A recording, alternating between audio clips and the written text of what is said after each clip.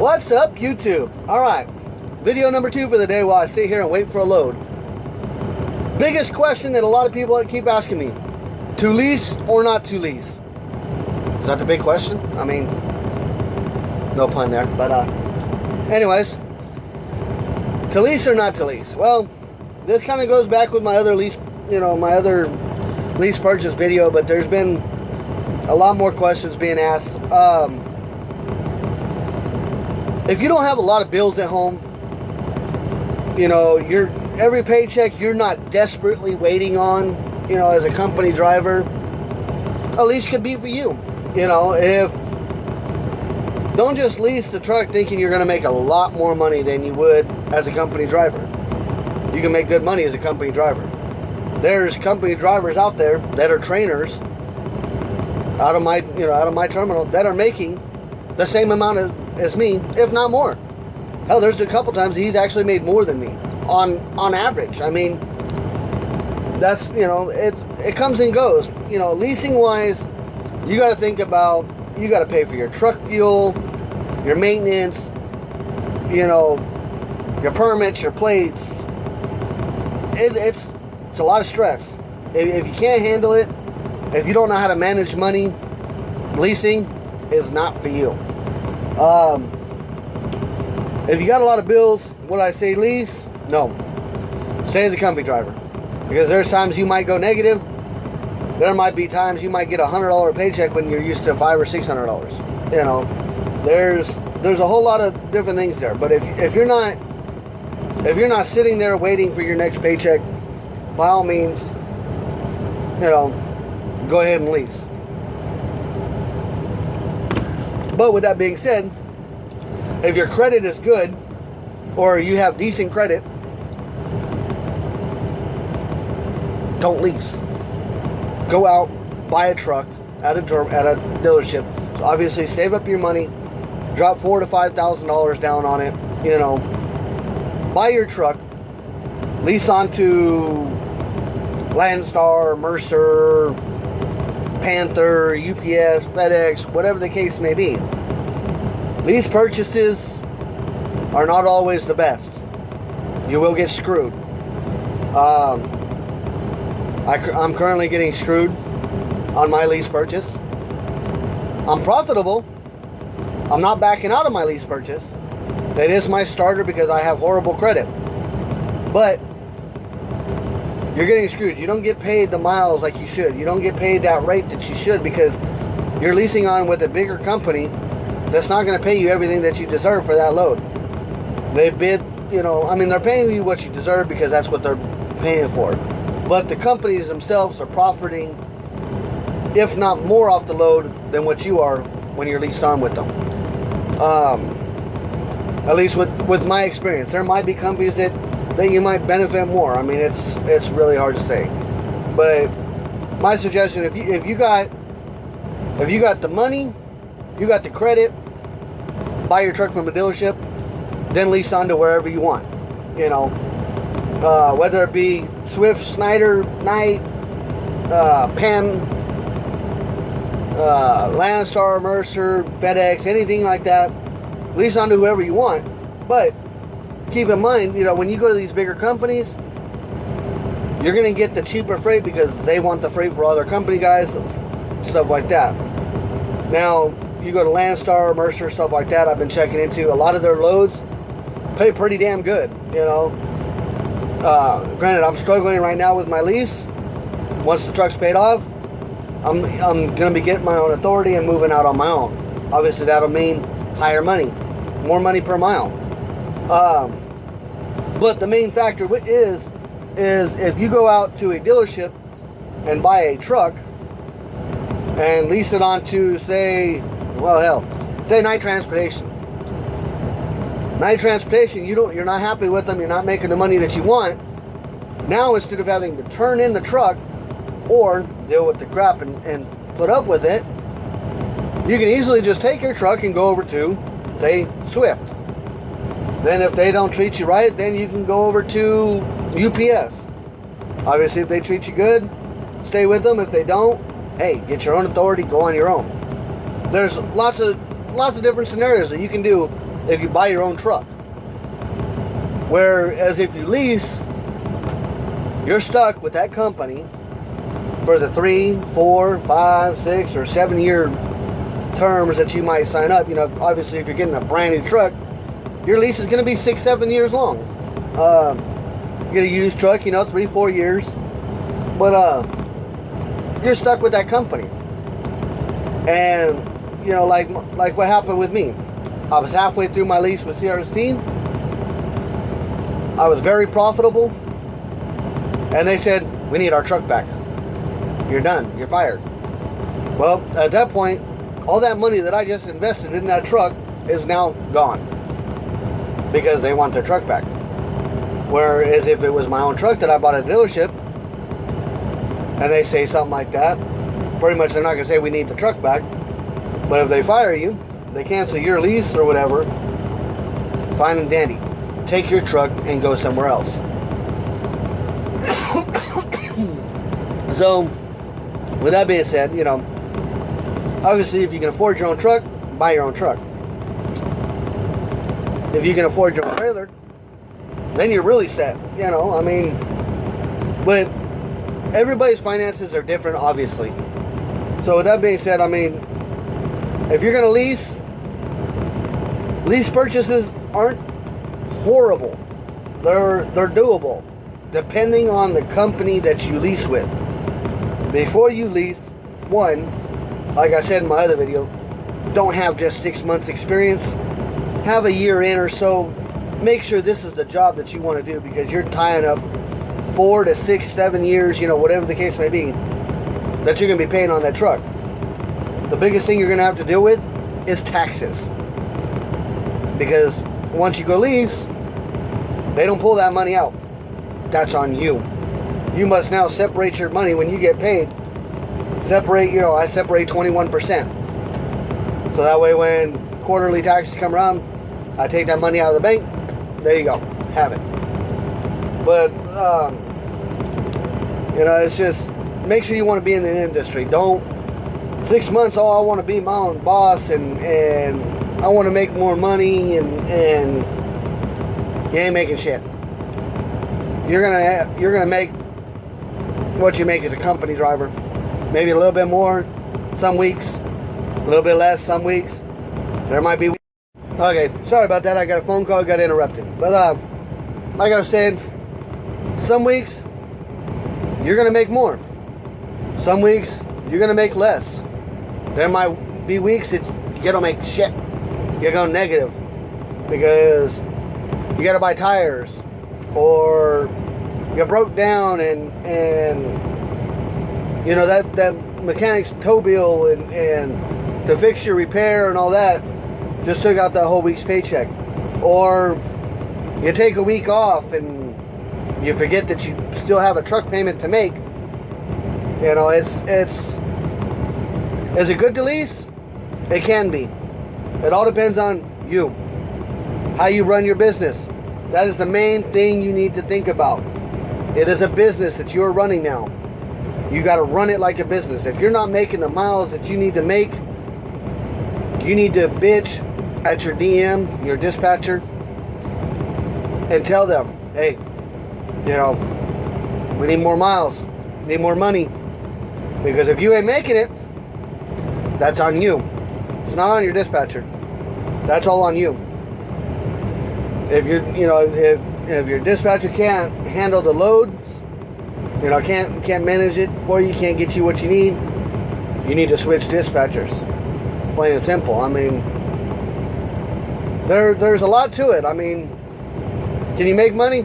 Hell yeah, you can. If you do it right, you don't have no problems. You know, there's money to be made out there. Just think, once you get that truck paid off, now it's just like buying one from the truck stop. I mean, not from the truck stop, sorry, from the dealership. Even if you buy one from a dealership, once that truck is paid off, now you're in the real good money making zone.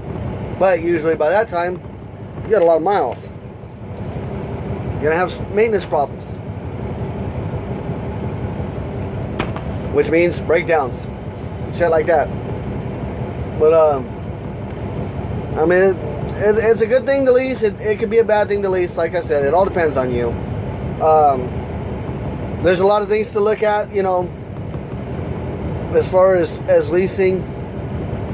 You got your maintenance, you got your permits, you got your plates, you got your fuel, you got your tolls, your scales, you know, and the worst part of it all, you got to pay more taxes because you're making more money. You might make, you know, $120,000 a year. Well, now you're paying taxes on $120,000, where versus before you're paying taxes on $30,000.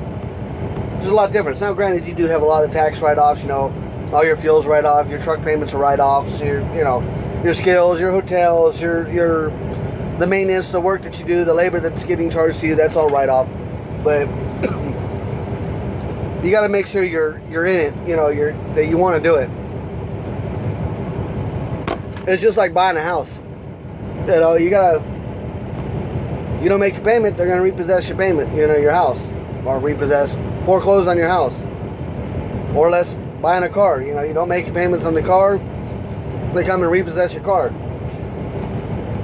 You know, so if you're buying a truck from a dealership, they can repossess your truck if you don't make your payments. You don't make your payments at the company, obviously they're going to just tell you to kick rocks, you know, drop the truck off at this terminal and see ya. So I mean, it's, you know, it's good, it's bad, it all depends on how you make it. Obviously, you know, your biggest expense is fuel. The slower you go, the more fuel you save. Don't be one of those people that's saying, so if I run 75 constantly to get from here to here, you're making more money. In a way, you can if it's super light loads. But when you're with a company,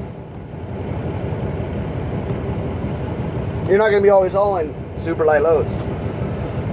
You know, you're going to have your 40 and 45,000 pound loads that you're going to be hauling. You run 70, 75 with that kind of weight, your fuel mileage is going to be damn near nothing. I mean, you're going to be burning more fuel than money you make. I mean, that's where a lot of people think wrong. Or a lot of, we'll say, company drivers think, oh, once I go lease, I don't have to go 62. I don't have to go 65. Or whatever your company governs their trucks at. You can now run 70, 75. 80, depending on, you know, what you do with the truck.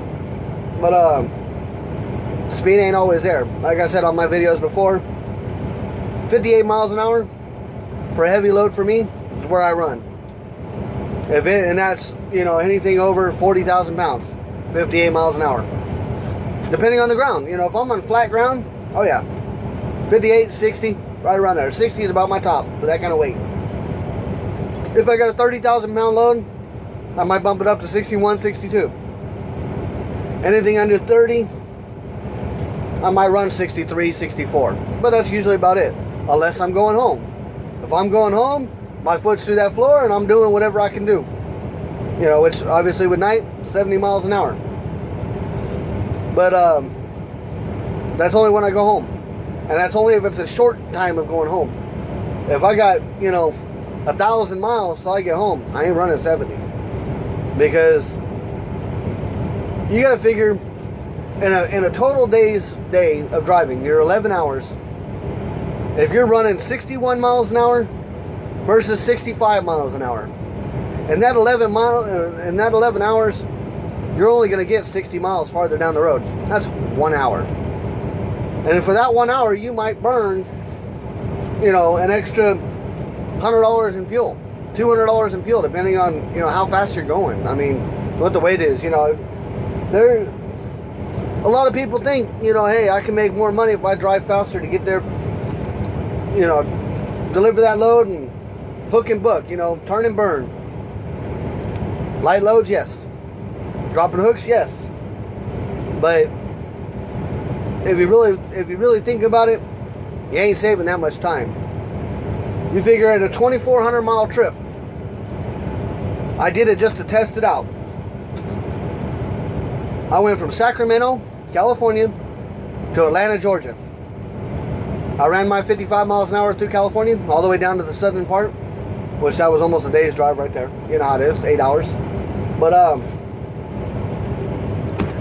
once I hit that Arizona line, I was hammered down 70 miles an hour the whole way, 35,000 pounds. Now, with that 35,000 pounds at 70 miles an hour for that 2,400 mile trip, I saved a whopping 3.5 hours of drive time. But I burned up an extra $400 in fuel compared to what I would have made if I just drove 60 miles an hour, or even hell, even 62 miles an hour. In 62, I can average about 6.5 miles to the gallon. That's with my Peterbilt. You know, I mean,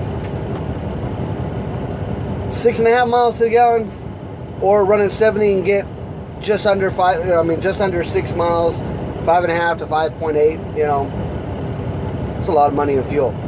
I can average. Right now, I average roughly 1,400 miles to a tank, and that's running, you know, 58 to 62, bouncing around, you know, depending on the load. I can average 1,400 miles to a tank. If I run 70, I'm only averaging 1,200 miles to a tank. So that's 200 miles.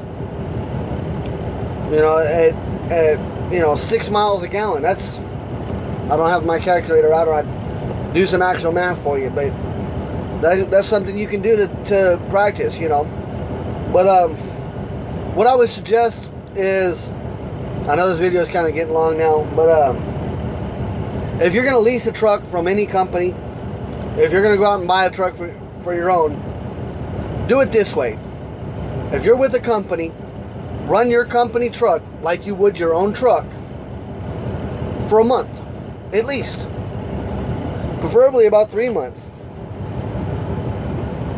if not more. Obviously, more, you know, would be better. Then you get a true idea. You know, keep track of your fuel that you burn. You can do that by using. You can go on the Android store or the Google Play Store. I mean, the App Store on iPhones, iPads, whatever. My the new Ram McNally tablet comes factory with the setting. I just haven't done it. I use it on my phone. Download the app called Let's Truck. LETS space TRUCK. Download that app. When you do that app, you'll enter in every time you get fuel, whether it's you're only putting in 50 gallons or you're filling up your truck. It'll ask you for your mileage, the gallons that you put in, and the price per the gallon. That way, as you're running, you can add multiple trucks there. So when you're a company guy, put it as test truck or some shit, you know, whatever you want to name it. And, you know, every time you get fuel, put those numbers in there. That's going to show you your 90-day average, your 60-day average, your 30-day average for your fuel mileage. It's also going to tell you what it's costing you. Hold on one second. It's also going to tell you what it's going to cost you per mile to run. You know, my average right now is, I think it's like 53 cents a mile, something like that. I'd have to pull it up again to see for sure. But I think it's like 53 cents a mile. That's loaded. So, you know, it's costing me 50 cents to run per mile, and I'm getting paid $1.30, $1.40, $1.50, whatever it is.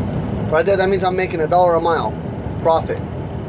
As long as you maintain your speeds and you're consistent at it. If you're doing 70, 60, 50, 70, 55, you know, heavy load, light load, heavy load, light load, you know, and you're bouncing everything around, and your fuel mileage is doing this, you're not going to be able to keep track of it, you know. You need to be able to keep track of it. Maintain a speed. Even if you're in a company truck, judge it for yourself. Run a week at 65 or 63 or 62, whatever your company's max is for the loads that you're running.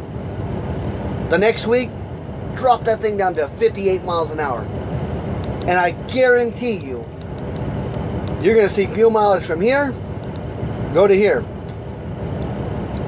Doubt me if I'm wrong, but I guarantee it. I mean, that's your biggest expense is fuel and maintenance. But if you think about it, you run faster speeds, you're putting more wear and tear on that truck. Your tires are getting hotter, your engine's working harder, your transmission's working harder, your rear end's working harder. You keep it nice and slow, keep it cruising. Not only are you saving your motor, you're saving your trans, you're saving your rear end, you're saving your fuel. That's all money. Granted, it sucks at first, going from 65 to 58 or 55 or whatever you might run. It sucks at first. But if you do it for 2 days, your body, your foot, will get naturally used to it. Right now, I can take off from this truck stop no matter what the weight of my load is. My mindset with my foot and me hearing the motor and judging obviously the lines of the road, I don't even have to look at my speedometer anymore. My foot will naturally stop me right around 58 to 60 miles an hour. And I'll just sit there and cruise. Granted, I might bounce around a little bit because I'm not a computer that can keep it dead set because of the roads, hills whatsoever. But my mindset stops me at 58 miles an hour or so, 56, 60. Because I'm used to it. Now, after I've been running 70 for a while, my foot just stays in it because it wants to go faster. It's in my mind. So, I mean, it is hard. It does suck. Slow down. Try it out for a week, and you'll see the difference. But with this video being said, it's getting kind of long, so I'm just going to go ahead and cut it off here. If you got any more questions, feel free. Leave me a comment in the comment box. Email me, truckerqa@gmail.com. If you're part of the Noble Knights on Night Transportation's thing, hit me up on Facebook. Shoot me a PM. My name is Jonathan Rhodes. Can't miss me. I got a picture of my truck up there. It's the gray Pete with the green writing and green. Hell, it's a green. I'm the money chaser. That's why it's money green. But hit me up on Facebook. PM me. I'll give you my phone number. I can answer your questions right then and there. Talk to you one-on-one. If we meet up at a yard or whatever, I'll show you what I make. I mean, I'm not afraid to deny it. I'll pull up my stub for you and show you what I make. I mean, that way you would know for sure if you want to do it or not. I don't run that hard. I run about 2,700 miles a week. There's times that I do want to run a little bit more, and then I get on my dispatch and say, hey, let's push it out a little bit more. But at 58 and 60 miles an hour, we have a current owner-operator, or lease operator, it doesn't matter. He's still averaging 3,400 miles a week at 58 miles an hour.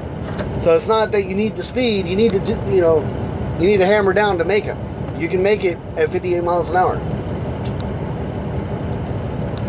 But with that being said, like, share, subscribe. If you wanna lease, you need more questions, feel free, hit me up. If you work for Night, we do get a referral bonus.